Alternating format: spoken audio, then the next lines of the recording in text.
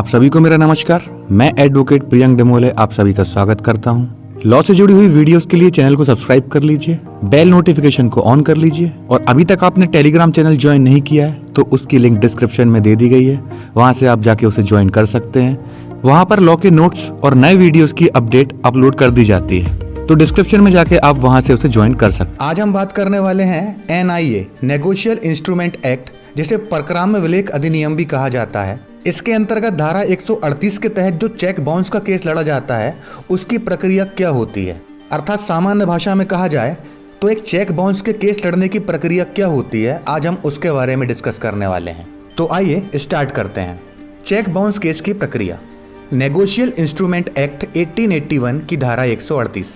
Cheque bounce का case negotiable instrument act 1881 की धारा 138 के अंतर्गत संस्थित किया जाता है।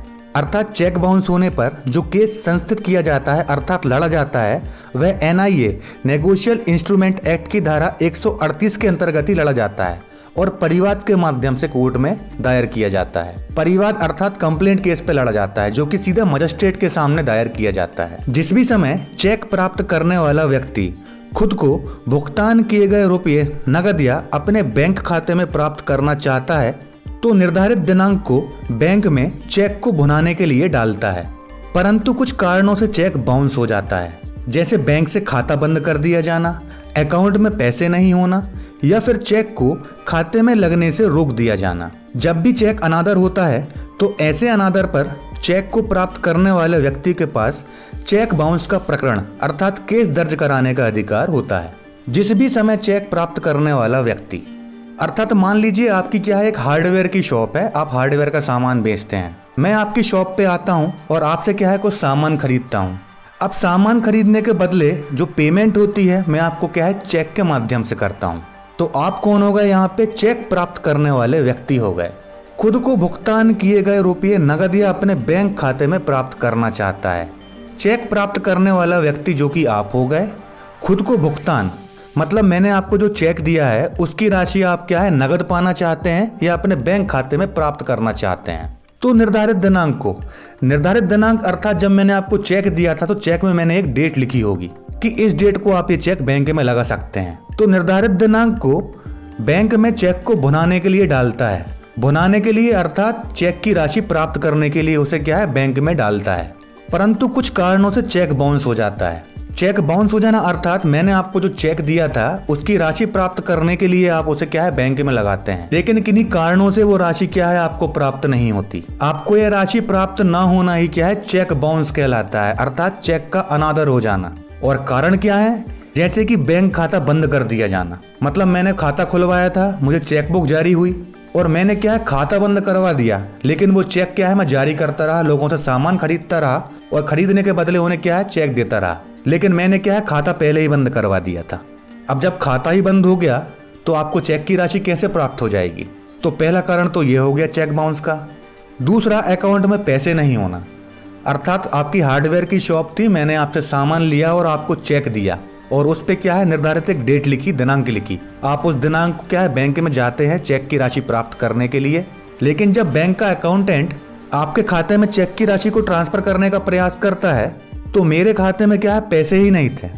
तो स्वाभाविक सी बात है, जब मेरे पास पैसे ही नहीं थे तो चेक की राशि मेरे खाते से आपके बैंक अकाउंट में कैसे ट्रांसफर हो जाएगी। या फिर चेक को खाते में लगने से रोक दिया जाना, अर्थात मैंने आपको चेक दिया, आप निर्धारित दिनांक को बैंक में गए, लेकिन उसके पहले ही क्या है मैंने बैंक में फोन लगा के मना कर दिया कि मेरे चेक की राशि की पेमेंट मत करना। इसे क्या है स्टॉप पेमेंट कहा जाता है। तो फिर क्या है मेरे खाते की राशि आपके खाते में ट्रांसफर नहीं हो पाएगी। ये हो गया तीसरा कारण। और भी कई कारण होते हैं जिससे कि क्या है चेक बाउंस हो जाता है, जैसे कि चेक में क्या है काट छांट कर देना, पेन से निशान लगा देना, या फिर साइन का मैच नहीं होना, अर्थात जो हस्ताक्षर मेरे बैंक अकाउंट में थे जब मैंने खाता खुलवाया था और जो साइन मैंने चेक में किए हैं ये दोनों क्या है अकाउंट के साइन और चेक के साइन, ये दोनों क्या है मैच नहीं हो रहे हैं, अर्थात मिल नहीं रहे हैं। तो ये भी कारण होता है चेक बाउंस होने का। तो जब भी चेक अनादर होता है अर्थात बाउंस होता है तो ऐसे अनादर पर चेक को प्राप्त करने वाले व्यक्ति के पास चेक बाउंस का प्रकरण अर्थात केस दर्ज कराने का अधिकार होता है। अर्थात ऐसे चेक बाउंस होने पर चेक को प्राप्त करने वाला व्यक्ति जो कि आप हैं, मैंने आपकी दुकान से हार्डवेयर की सामान लिया चेक क्या है, बाउंस हो गया। तो चेक प्राप्त करने वाले व्यक्ति आप हैं। अब आपके पास क्या है, मेरे खिलाफ प्रकरण अर्थात केस दर्ज करने का अधिकार प्राप्त हो जाता है। चेक बाउंस एक आपराधिक प्रकरण। चेक बाउंस का प्रकरण अर्थात केस एक आपराधिक प्रकरण होता है जिसकी कार्रवाई एक आपराधिक न्यायालय मजिस्ट्रेट के न्यायालय द्वारा संपन्न की जाती है। लेन देन के मामले सिविल होते हैं, परंतु चेक बाउंस के प्रकरण को आपराधिक प्रकरण में रखा गया है। देखिए, जैसा कि आप जानते हैं, केस क्या है, कई प्रकार के होते हैं। आपको प्ले स्टोर पर एक ऐप मिल जाएगी ई कोड नाम से। इसमें आप चेक कर सकते हैं कि केस कितने प्रकार के होते हैं। लेकिन केस की प्रकृति अर्थात नेचर जो होता है वो दो प्रकार का होता है, या तो वह सिविल नेचर का होता है या फिर क्रिमिनल नेचर का होता है। ये गलतफहमी कभी भी मत पालिएगा कि केस दो प्रकार के होते हैं। भैया, केस दो प्रकार के नहीं होते। केस का नेचर दो प्रकार का होता है, सिविल और क्रिमिनल। तो चेक बाउंस का जो केस है ये क्या है, आपराधिक प्रकरण होता है। मतलब इसकी जो प्रकृति होती है वह क्या है, क्रिमिनल होती है, आपराधिक होती है। क्यों होती है? इसलिए होता है क्योंकि एक्ट खुद बोल रहा है, एक्ट में लिखा गया है ये। और इसीलिए ही क्या है, जुडिशियल मजिस्ट्रेट की कोर्ट में क्या है, लड़ा जाता है। अर्थात इसकी जो कार्रवाई होती है या जो केस दर्ज होता है वह क्या है, न्यायिक मजिस्ट्रेट जुडिशियल मजिस्ट्रेट की कोर्ट में क्या है, लगाया जाता है।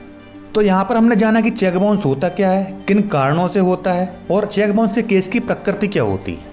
अब आइए प्रक्रिया स्टार्ट करते हैं कि जब चेक बाउंस होता है तो क्या प्रक्रिया अपनाई जाती है।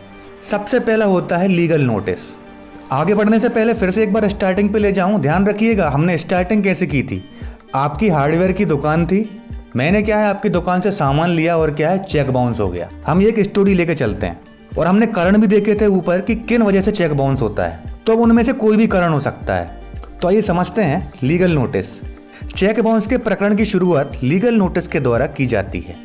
जब चेक बाउंस होता है तो चेक बाउंस होने के 30 दिनों के भीतर चेक देने वाले व्यक्ति को एक लीगल नोटिस भेजना होता है।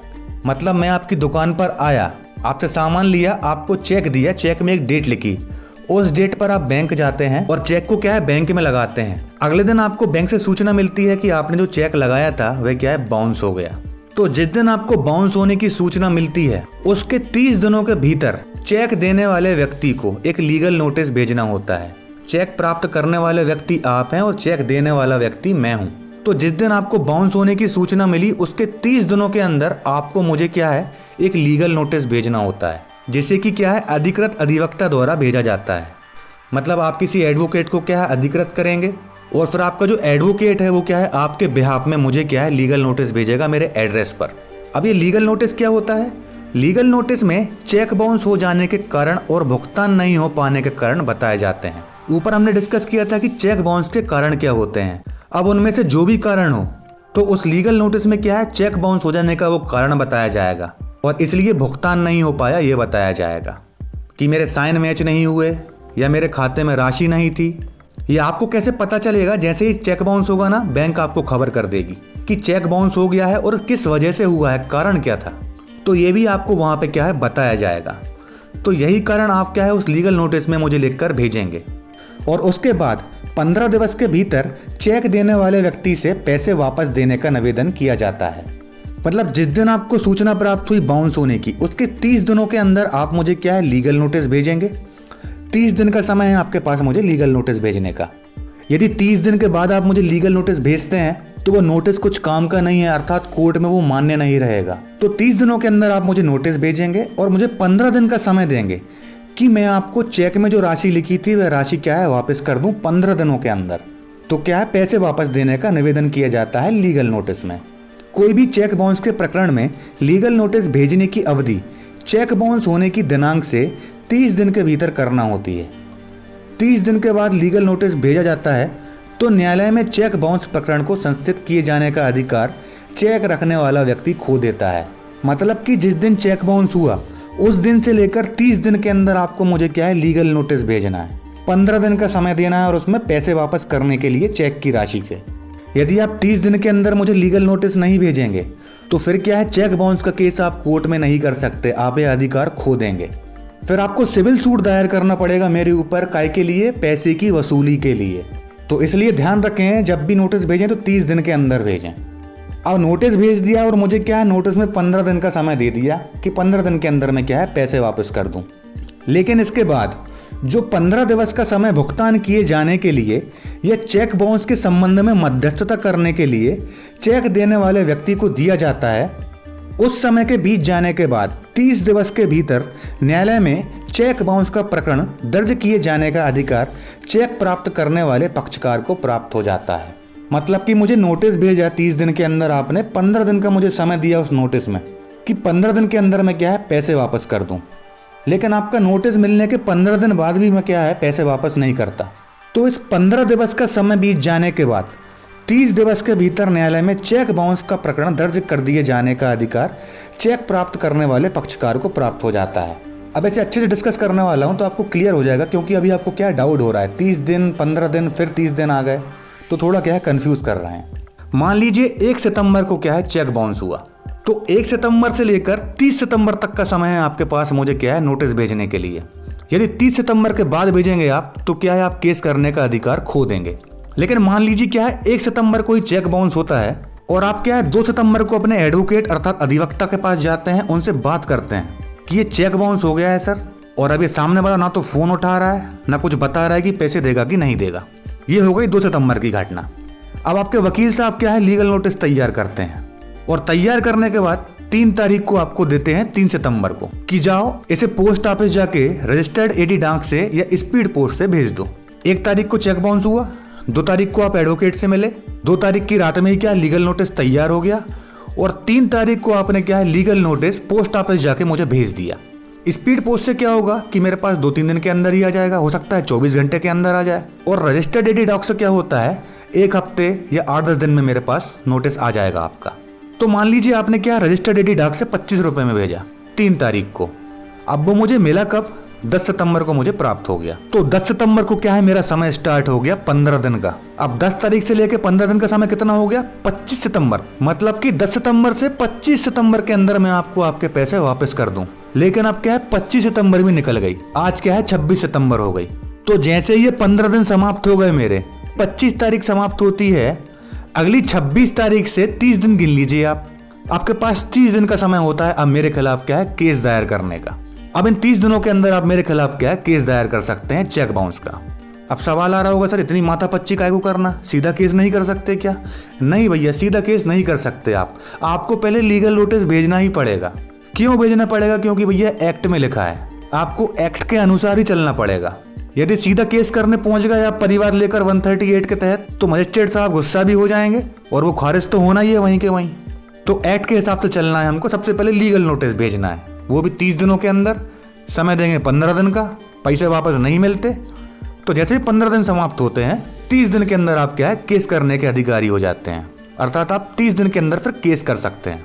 किसी युक्त कारण से न्यायालय इस 30 दिन की अवधि को बढ़ा भी सकता है, लेकिन कारण युक्त होना चाहिए।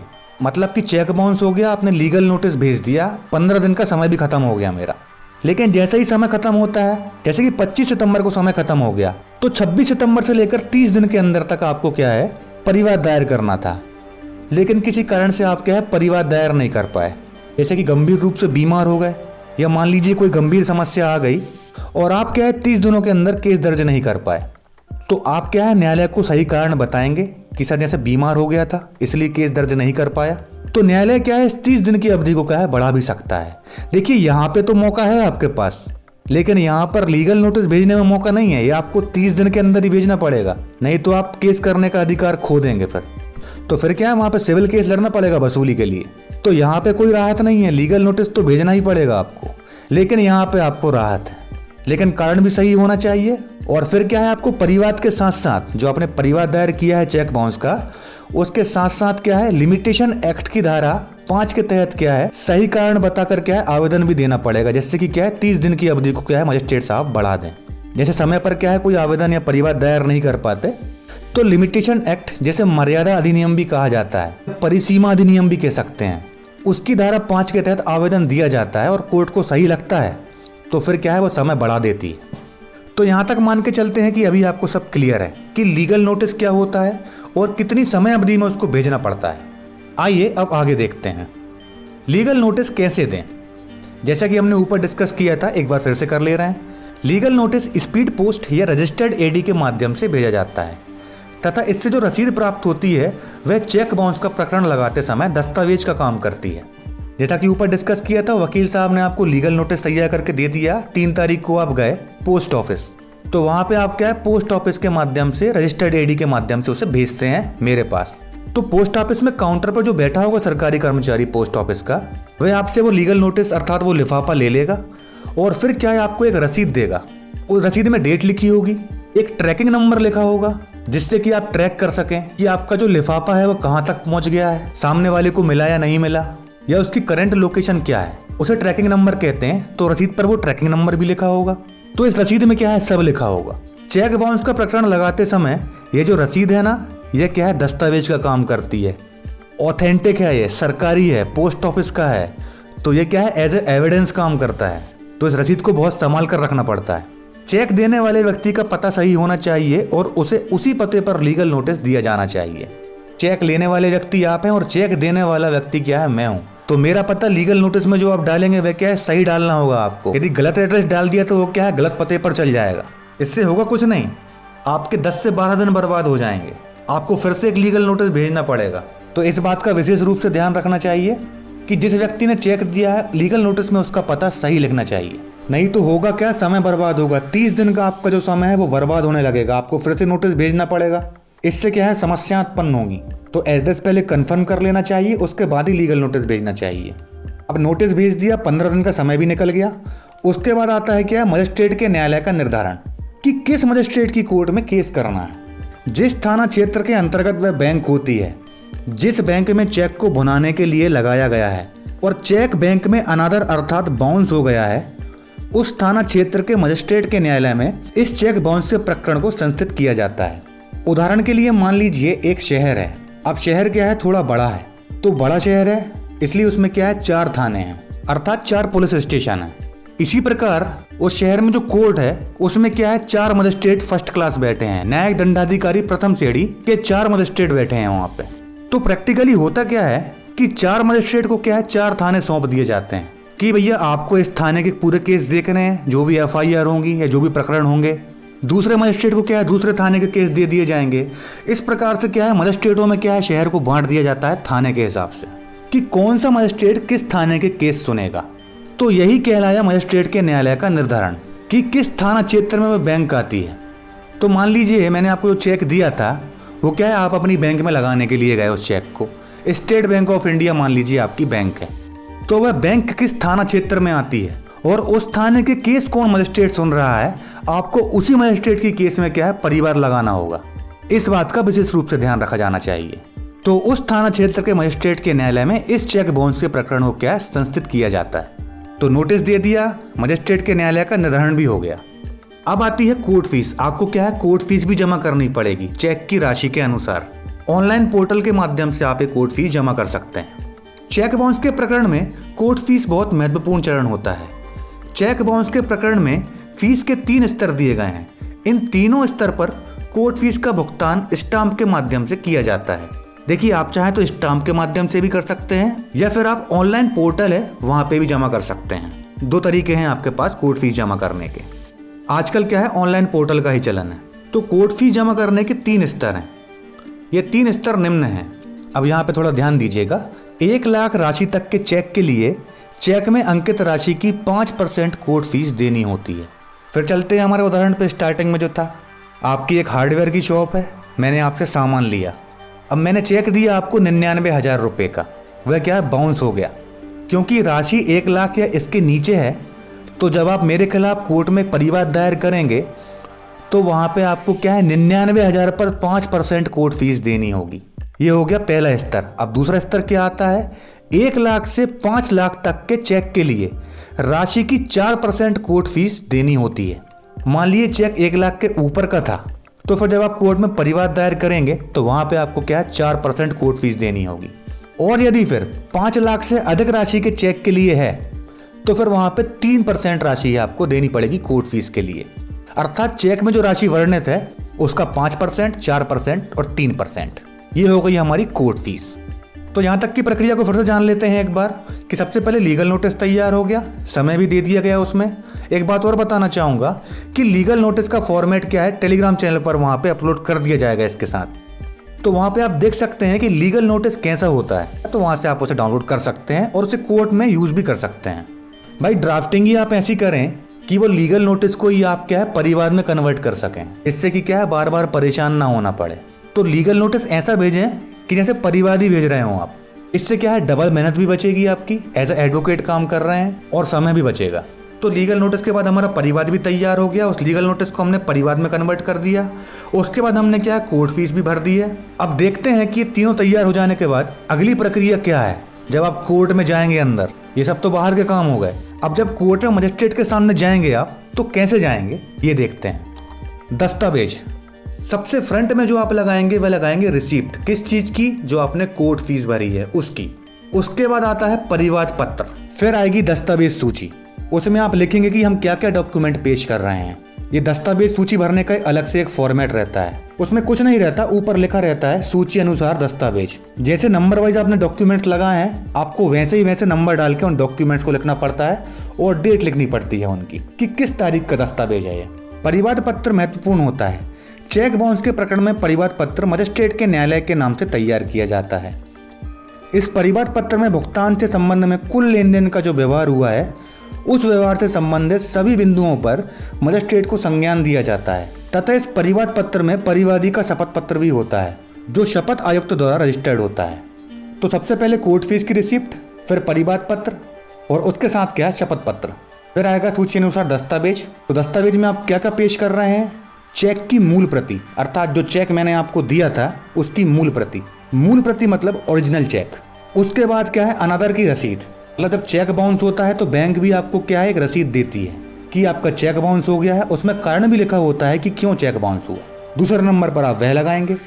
तीसरे नंबर पर आप लगाएंगे लीगल नोटिस की प्रति, जो लीगल नोटिस आपने मुझे भेजा था उसकी कॉपी लगाएंगे आप। लीगल नोटिस भेजते समय एक रसीद प्राप्त होती है जिसे सर्विस स्लिप कहा जाता है। जैसा कि मैंने ऊपर आपको बताया था कि पोस्ट ऑफिस आप जाएंगे तो आपको एक रसीद मिलेगी जिसमें ट्रैकिंग नंबर लिखा होगा। ये एक रसीद प्राप्त होती है आपको, इसे क्या है सर्विस स्लिप कहा जाता है, जिसमें कि क्या है लीगल नोटिस भेजे जाने का दिनांक अंकित होता है। वह स्लिप भी क्या है दस्तावेजों में लगानी पड़ती है। तो फिर लीगल नोटिस के बाद लास्ट में आप ये सर्विस स्लिप लगाएंगे। और जैसा कि हमने ऊपर डिस्कस किया, परिवाद पत्र के साथ एनआईए की धारा 145 सब सेक्शन 1 के तहत शपथ पत्र भी देना होता है। यह शपथ पत्र क्या है परिवादी का होता है, अर्थात आप परिवादी हैं, आपने मेरे खिलाफ केस दायर किया है, तो जिसने परिवाद दायर किया है वह क्या है परिवादी, और जिसके ऊपर किया है वह क्या है आरोपी। तो आप परिवादी हो गए, मैं आरोपी हो गया। तो आप क्या है परिवाद पत्र के साथ अपना शपथ पत्र भी देंगे। फिर आती है गवाहों की सूची कि अगर कोई गवाह है, फिर वही स्टोरी आ गई हमारी स्टार्टिंग की। आपकी एक हार्डवेयर की दुकान है, मैं आपकी दुकान पर आया, मैंने आपको चेक दिया, वह चेक क्या है बाउंस हो गया।